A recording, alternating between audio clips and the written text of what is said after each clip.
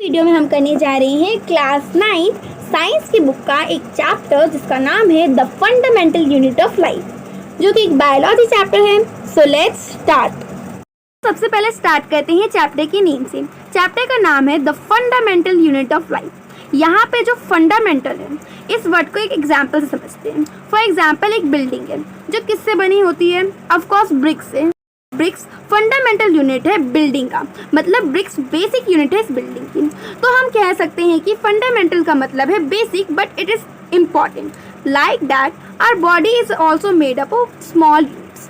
These are called cell, and cell is the basic unit of our body and it is the fundamental unit of our body. So the chapter name is the fundamental unit of life. It is all about the cell. So now we will talk about the discovery of the cell. So the question is, who discovered cell and when? Cell was firstly discovered by Robert Hooke in 1665. उन्होंने खुद के द्वारा बनाए हुए primitive microscope के अंदर एक tree की बाग, मतलब पेड़ की छाल का एक डेड सब्सटेंस कॉक, जिसके थिन स्लाइस को उन्होंने उस प्रीमिटिव माइक्रोस्कोप के अंदर ऑब्जर्व किया। He found a porous structure of cork to resemble honeycomb called the unit cell, and cell is a Latin word which means a little room. So now the question is, what is the actual definition of cell? क्या है complete definition cell की? So cell is the fundamental, functional and structural unit of life. So now the question which comes on the mind, why we call a cell is the functional and structural unit of life. We know that there are many cells in our body. A cell is able to perform all the life processes such as digestion, respiration, excretion, nutrition, etc. So that's why we call a cell is a functional unit of life. And the cell is the smallest unit of life. All the living organisms are composed of cells. So that is the reason a cell is called the structural unit of life. तो चलिए हम कुछ ऐसे organism को देखते हैं जो एक या एक से ज़्यादा सेल के बने होते हैं, जैसे अमीबा, क्लाइडोमोनास, पैरामीशियम और बैक्टीरिया। ये सभी यूनिसेलुलर ऑर्गेनिज्म हैं क्योंकि ये सभी सिंगल सेल से बने होते हैं। और अब हम बात करते हैं हम ह्यूमन बींग्स की। हम ह्यूमन बींग्स, प्लांट्स, एनिमल्स और कुछ फंजाई, सारे फंजाई नहीं, कुछ फंजाई, ये सभी मल्टी सेलुलर ऑर्गेनिज्म हैं क्योंकि ये सभी एक से ज़्यादा सेल के बने होते हैं। मल्टी का मतलब ही होता है मैनी सेल के बने होते हैं। So now we see more facts about cell. हम जानते हैं कि सेल की डिस्कवरी रॉबर्ट हुक ने की थी 1665 में, पर वो लिविंग सेल थी या डेड सेल? तो वो डेड सेल थी क्योंकि उन्होंने कॉक, जो मैंने बताया था डेड सब्सटेंस होता है ट्री की बाग का, तो लिविंग सेल थी, उसकी डिस्कवरी की थी लीवनहॉक ने 1674 में। उन्होंने पॉन्ड वाटर में फ्री लिविंग सेल को इम्प्रूव माइक्रोस्कोप से देखा था। जो न्यूक्लियस है उसकी डिस्कवरी की थी रॉबर्ट ब्राउन ने इन 1674। नाउ जो प्रोटोप्लाज्म है, इस टर्म को कॉइन किया था पुरकिंजे ने 1839 में। One more thing that's important, the discovery of electron microscope. हमने इसकी डिस्कवरी इसलिए की थी ताकि हम सेल के कॉम्प्लेक्स स्ट्रक्चर और उसके ऑर्गेनल्स को डिटेल में ऑब्जर्व कर सकें। इसकी डिस्कवरी हुई थी 1840 में। So now we move to next.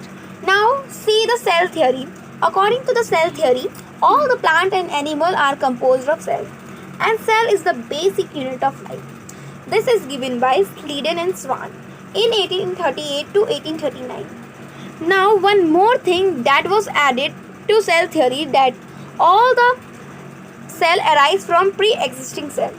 This was given by Virchow in 1855. अब देखते हैं अमीबा, जो एक यूनिसेलुलर ऑर्गेनिज्म है, और हम जो एक मल्टी सेलुलर ऑर्गेनिज्म है। हम में बहुत सारे सेल्स होते हैं। अब हर सेल का काम अलग अलग होता है।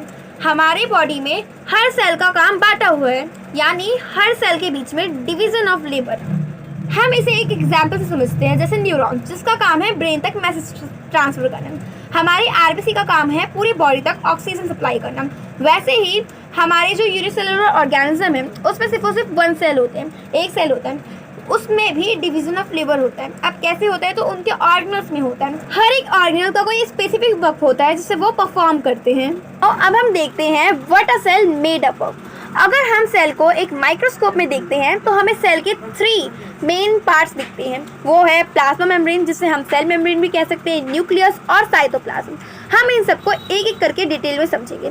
आप इसको एक डायग्राम से इस डायग्राम देख सकते हैं कि यहाँ पे सेल की एक बाउंड्री जिसे हम सेल मेम्ब्रेन कहते हैं, और यहाँ पे एक लिक्विड है जिसे हम साइटोप्लाज्म बोलते हैं, और सेल में एक डार्क कलर का स्ट्रक्चर जिसे हम न्यूक्लियस बोलते हैं। नाउ अब हम देखते हैं सेल मेम्ब्रेन। आप इसकी इमेज देख सकते हैं और समझ सकते हैं ये कैसा होता है। ये किसी भी सेल की आउटर मोस्ट कवरिंग होती है। प्लाज्मा मेम्ब्रेन ही अलाउ करती है कि कौन सा मटेरियल सेल के अंदर आना चाहिए या कौन सा नहीं आना चाहिए। इसीलिए हम इसे सिलेक्टिवली परमिएबल मेम्ब्रेन कहते हैं और सेमी परमिएबल मेम्ब्रेन कहते हैं। बहुत ज़्यादा फ्लेक्सिबल होती है और ये ऑर्गेनिक मॉलिक्यूल्स, लिपिड और प्रोटीन से बनी होती है। अब हम डिफ्यूजन को समझते हैं। गैसेस का हाई कंसंट्रेशन से लो कंसंट्रेशन पे जाना थ्रू सिलेक्टिवली परमिएबल मेम्ब्रेन, इसी को हम डिफ्यूजन कहते हैं। जैसे गैसेस का हाई कंसंट्रेशन से लो कंसंट्रेशन की ओर जाना, उसी को डिफ्यूजन कहते हैं। जैसे इस एग्जाम्पल में हाई कंसंट्रेशन से गैसेस लो कंसंट्रेशन पे जा रही है, इसी को हम डिफ्यूजन कहेंगे। अब हम ऑस्मोसिस को देखते हैं। ऑस्मोसिस भी डिफ्यूजन की तरह ही होता है। इसमें वाटर हाई कंसंट्रेशन से लो कंसंट्रेशन की ओर जाता है through a selectively permeable membrane, इसी को हम ऑस्मोसिस कहते हैं। जैसे इस एग्जाम्पल में एक बीकर में जो सॉल्यूट है वो कम है, सॉल्वेंट ज़्यादा है, तो सॉल्वेंट हाई कंसंट्रेशन से लो कंसंट्रेशन की ओर जा रहा है थ्रू सिलेक्टिवली परमिएबल मेम्ब्रेन। अब हम देखते हैं हाइपोटोनिक, आइसोटोनिक और हाइपरटोनिक सॉल्यूशन क्या होता है। जब सेल में वाटर कम होता है और सराउंडिंग में वाटर ज़्यादा होता है तो सेल वाटर गेन करती है थ्रू ऑस्मोसिस और सेल स्वेल अप हो जाती है। और इन आइसोटोनिक सॉल्यूशन जब सराउंडिंग में इक्वल अमाउंट ऑफ वाटर होता है जितना सेल में होता है, तो इसमें सेल जितना पानी अंदर जाता है, सेल के अंदर जाता है, उतना ही पानी सेल के बाहर आता है, तो सेल के साइज में कोई भी चेंजमेंट नहीं आता है। और इन हाइपरटोनिक सॉल्यूशन उसमें सेल में वाटर ज़्यादा होता है और सराउंडिंग में वाटर कम होता है, तो सेल सॉल्यूशन में श्रिंक हो जाती है। देखते हैं एंडोसाइटोसिस, जो सेल मेम्ब्रेन की फ्लेक्सिबिलिटी होती है जिससे सेल एनगल्फ करता है अपना फूड और other material from its external environment. इसी प्रोसेस को हम एंडोसाइटोसिस कहते हैं। इसी प्रोसेस से अमीबा अपना फूड एनगल्फ करता है। आप इसे इस डायग्राम से समझ सकते हैं। अब हम देखते हैं सेल वॉल। ये सिर्फ प्लांट सेल में प्रेजेंट होता है। ये प्लांट सेल में प्लाज्मा मेम्ब्रेन के बाहर की एक रिजिड कवरिंग होती है। ये मेनली सेलुलोज से बनी होती है। सेलुलोज एक कॉम्प्लेक्स सब्सटेंस है जो प्लांट को स्ट्रक्चरल स्ट्रेंथ प्रोवाइड करता है। आप इसे इस इमेज से समझ सकते हैं। अब हम देखते हैं न्यूक्लियस। न्यूक्लियस जो सेल के सेंटर में होता है, it has a double layer membrane called nuclear membrane, और इस मेम्ब्रेन में छोटे छोटे पोर्स होते हैं जो अलाउ करते हैं साइटोप्लाज्म से कौन सा मटेरियल न्यूक्लियस के अंदर आना चाहिए और कौन सा नहीं आना चाहिए। न्यूक्लियस के अंदर क्रोमोसोम्स होते हैं। जब सेल का डिवीज़न होता है तब ये रॉड शेप स्ट्रक्चर में विजिबल होती हैं। क्रोमोसोम डीएनए और प्रोटीन से बने होते हैं। डीएनए का एक फंक्शनल सेगमेंट होता है जिसे हम जीन कहते हैं। जब सेल डिवाइड नहीं होता है तो उसमें डीएनए क्रोमैटिन मटेरियल में प्रेजेंट होता है। क्रोमैटिन मटेरियल वो हमें एंटेंगल मास ऑफ थ्रेड यानी उलझे हुए धागे में विजिबल होता है। जब सेल डिवाइड होता है तब वो क्रोमैटिन मटेरियल ऑर्गेनाइज होकर क्रोमोसोम बनाते हैं। अब हम देखते हैं प्रोकैरियोट्स और यूकैरियोट्स में डिफरेंस। प्रोकैरियोट्स यूनिसेलुलर हो सकते हैं, लेकिन यूकैरियोट्स यूनिसेलुलर और मल्टीसेलुलर दोनों हो सकती हैं। प्रोकैरियोट्स में जनरली सेल वॉल प्रेजेंट होती है, लेकिन यूकैरियोट्स में सेल वॉल प्रेजेंट भी हो सकती है, नहीं भी हो सकती है। In prokaryotes, the nucleus region is not well defined. They possess a nucleoid region, but in eukaryotes, the nucleus region is well defined and surrounded by a nuclear membrane. Prokaryotes में डीएनए सर्कुलर होती हैं, लेकिन eukaryotes में DNA linear होती हैं। Prokaryotes में mitochondria absent होती है, लेकिन यूकैरियोट्स में माइटोकॉन्ड्रिया प्रेजेंट होती है। Example of prokaryotes are cyanobacteria, mycoplasma and bacteria. Example of eukaryotes are animal, fungus, protozoa, paramecium, etc. Now अब हम देखते हैं साइटोप्लाज्म। ये किसी भी सेल का एक फ्लूइड कंटेंट होता है जो कि प्लाज्मा मेम्ब्रेन के अंदर होता है। इसमें बहुत सारे स्पेशलाइज्ड सेल ऑर्गेनल्स होती हैं। हर एक ऑर्गेनल कोई ना कोई स्पेसिफिक फंक्शन परफॉर्म करती हैं।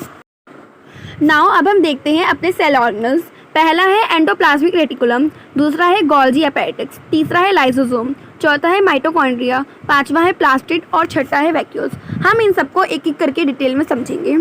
ना जो हमारा फर्स्ट सेल ऑर्गेनल है वो है एंडोप्लाज्मिक रेटिकुलम, जिसे हम ER के नाम से भी जानते हैं। अब जो एंडोप्लाज्मिक रेटिकुलम है ये बहुत ही बड़ा नेटवर्क है, लार्ज नेटवर्क है, जो आप इस इमेज में देख सकते हैं। ये किस तरीके से मेम्ब्रेन बाउंड ट्यूब और शीट की फॉर्म में पूरा न्यूक्लियस के सराउंड है।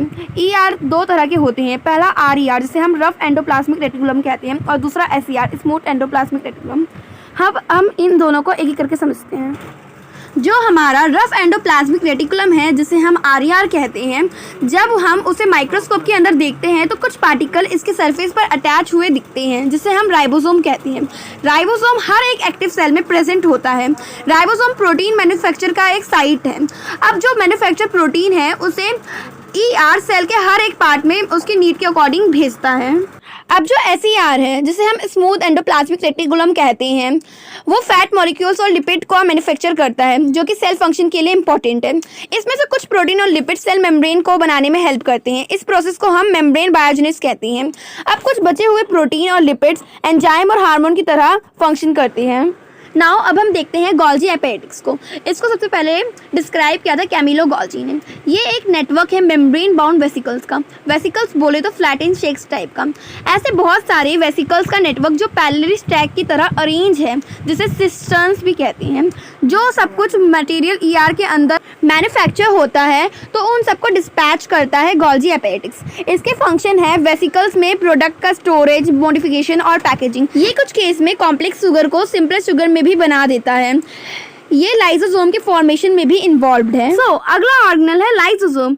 लाइसोसोम होते हैं मेम्ब्रेन बाउंड सैक्स, जिनके अंदर डाइजेस्टिव एंजाइम्स भरे होते हैं, और ये एंजाइम RER द्वारा बनाए जाते हैं। ये सेल का एक तरह का वेस्ट डिस्पोजल सिस्टम है। जब भी कोई फॉरेन मटेरियल सेल के अंदर एंटर होता है, जैसे बैक्टीरिया, फूड या कोई भी ऑल्ड ऑर्गेनल हो, लाइसोसोम में आकर एंड हो जाते हैं। ये कॉम्प्लेक्स सब्सटेंस को ब्रेक डाउन करता है सिंपलर सब्सटेंस में। जब सेल डैमेज हो जाता है तो लाइसोसोम बर्स्ट होकर अपने ही सेल को वो डाइजेस्टिव एंजाइम डाइजेस्ट कर लेते हैं। इसलिए हम लाइसोसोम को as a suicide bag of a cell के नाम से भी जानते हैं। नाउ अब देखते हैं हमारा नेक्स्ट ऑर्गेनल जो है माइटोकॉन्ड्रिया।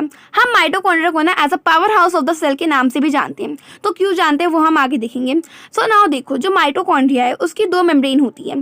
जो आउटर मेम्ब्रेन होती है वो पोरस होती है, उसमें बहुत सारे होल्स प्रेजेंट होते हैं, और जो इनर मेम्ब्रेन है वो बहुत ज़्यादा डीपली फोल्डेड होती है। और ये डीपली फोल्डेड इसलिए होती है ताकि ATP प्रोडक्शन के लिए सरफेस एरिया इंक्रीज हो जाए। तो हमारी लाइफ की केमिकल एक्टिविटीज़ के लिए जो एनर्जी रिक्वायर होती है तो वो माइटोकॉन्ड्रिया द्वारा रिलीज की जाती है in the form of ATP molecules. ATP की फुल फॉर्म होती है एडिनोसाइन ट्राइफॉस्फेट।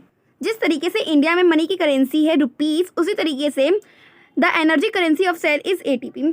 माइटोकॉन्ड्रिया के पास खुद के DNA एंड राइबोसोम्स है, तो वो एबल है खुद के प्रोटीन बनाने में। हमारा नेक्स्ट ऑर्गेनल है प्लास्टिड। ये सिर्फ प्लांट सेल में ही प्रेजेंट होता है।